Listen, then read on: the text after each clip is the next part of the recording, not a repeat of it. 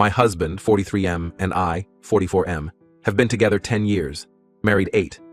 We've had a lot of good times, but a lot of rocky ones too.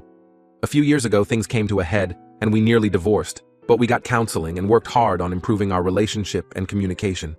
It was a lot of emotional effort, but it was working and things were getting better. We were finally communicating about our issues, and I was starting to feel emotionally safe and excited for our future together. Until Sunday. Sunday evening, we were chilling in bed when my husband asked to talk and said he had something big to ask me. He started by telling me how much he values our relationship. I've made him feel more loved than he ever has, and it's been soul healing in a way that he hadn't known was possible. But it wasn't enough. One person can't be expected to fulfill all his needs, he tells me, and he needs more. Not wants, needs. So, without consulting me, he'd come up with a plan to open our marriage. He knew of a website that sounded interesting, and he wanted to sign up. He'd find a new guy and they'd go out once a week. I asked him if he's looking for something physical or emotional. He told me it's mostly emotional, but would have physical attributes too. He had ideas of what he wanted, but he didn't know what the other guy would want, so he'd have to find out. I asked him if he had someone in mind. He listed a few people he was attracted to, but said they wouldn't be interested, available.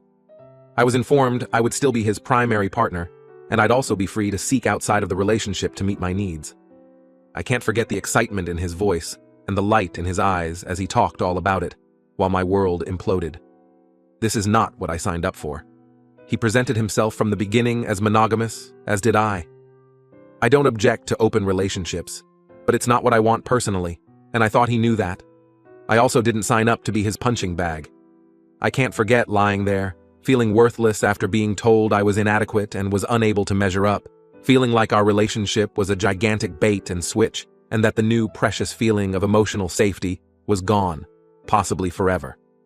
Because this isn't the first time he's communicated his needs in a way that hurt me, or the second. It's happened over and over. It's why we nearly divorced. We've spent yesterday and today trying to work through this. We have some ideas, but I'm not willing to implement them until I feel safe. This is where we reached an impasse. His thinks that he's communicating the best way he knows how, but it's difficult because we're both autistic, and my expectations are very high. He says I have RSD. So these kinds of misunderstandings are unavoidable. My side is that this incident is part of a larger pattern which is emotionally abusive, and I'm not obligated to put up with it no matter his reasons. I feel he needs to take the initiative and learn how to communicate his needs, without harming me any more than necessary. I also want to throw this in because I think it's relevant. In the last 6 months or so, he doesn't look at me the way he used to. He's updated his style to look younger, and he's gotten into the best shape I've ever seen him in. He looks fantastic. Would you lovely people share your thoughts, please? Update 1.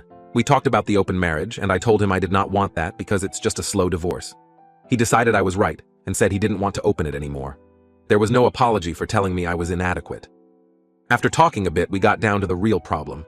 He wanted to go back to the DDLB, Dom Dad Little Boy, play that we had done extensively during our early marriage, until he'd gotten to be such a brat that I'd threatened to divorce him. We'd continued in a limited fashion, but I no longer felt safe as his daddy and my heart wasn't in it anymore.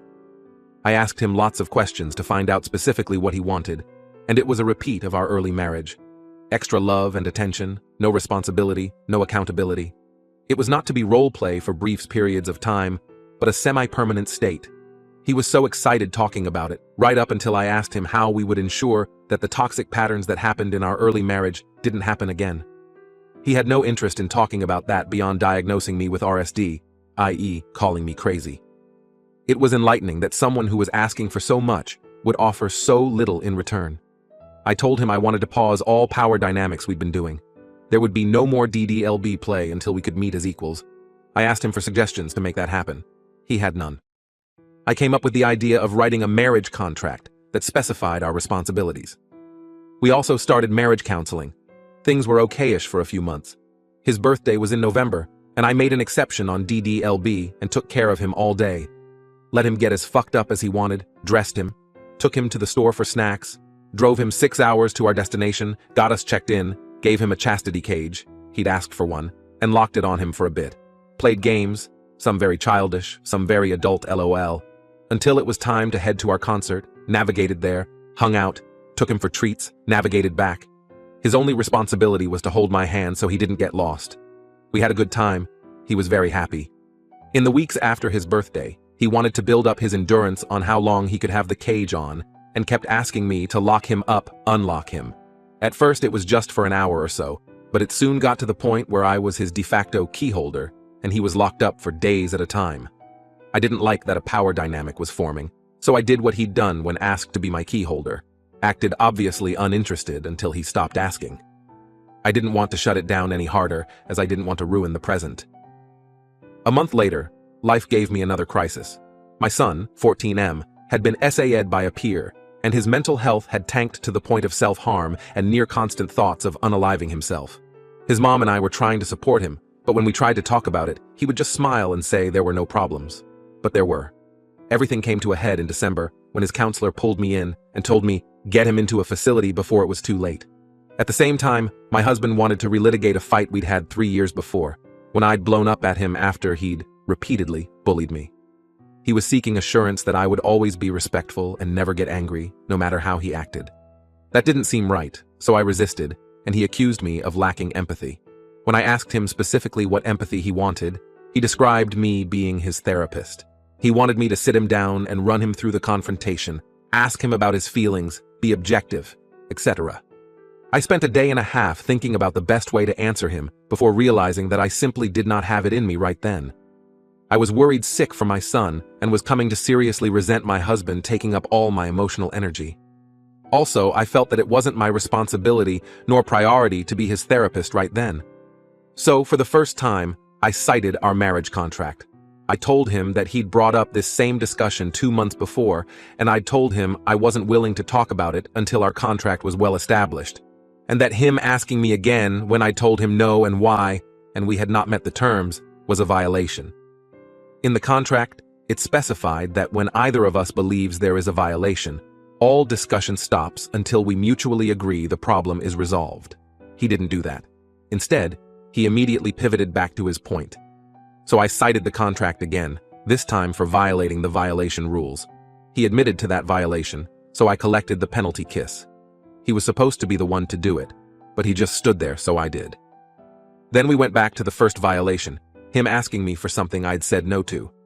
Apparently me saying no was not sufficient, I needed to ask him. So I did. I asked him to wait until our contract was established and trust restored. He got pushy. How long? At least 6 months. 6 months from the contract date or now. Marriage contract date. Why? Every time I tell him no, he asks why.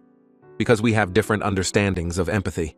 I did my best to answer his questions, but he was unsatisfied and gave me a hard deadline of April to step up or he would leave me.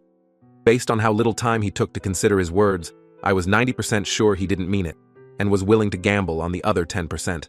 I genuinely wanted him to go away and let me focus on my son, so I called him out on giving me an ultimatum, and he insisted that it wasn't an ultimatum, just him clearly communicating where he's at. I again called him out on giving me an ultimatum, and he told me that ultimatums are controlling, and he's not a controlling person, so it's a boundary. I disagreed and defined both a boundary and an ultimatum for him. He asked for my source. I said it didn't matter, as he was clearly going to do it either way. He doubled and tripled down on where he's at. He then got huffy, insisted his definition of a boundary versus an ultimatum was more pertinent than mine, while also admitting he didn't actually know the difference, and ended the discussion as it had become unproductive. He left it there for 5 days. Then I reached out to him and told him in no uncertain terms that I would not be obeying him now, or in April, and asked where he wanted to go from here. And guess what? I was right. Where he's at was not in fact where he was at. He wanted to go back to the rules. You know, the ones he broke the first time I cited them. He wanted to sweep everything under the rug like it didn't happen. I told him I was no longer interested in that, and wanted to accept his request to open our marriage. He asked if this was really just a slow divorce, and I confirmed that it was. He asked me to reconsider. I told him the trust is broken. I'm tired of repeating these cycles. I'm no longer willing to do marriage counseling. I think we'd do better as friends, and I wanted to permanently downgrade our marriage to a situationship. He countered and suggested we move to a situationship for 6 months, then reassess, which I accepted. We're now on month 5 of 6. My 45th birthday was during the first month. I celebrated alone in Vegas and cried myself to sleep. When he started talking about Valentine's Day, I told him I didn't want to celebrate it. He asked why, of course, and when I told him it felt weird, he downgraded us to just friends. Didn't want me to touch him anymore. I had no problem with that, too checked out, which I think surprised him.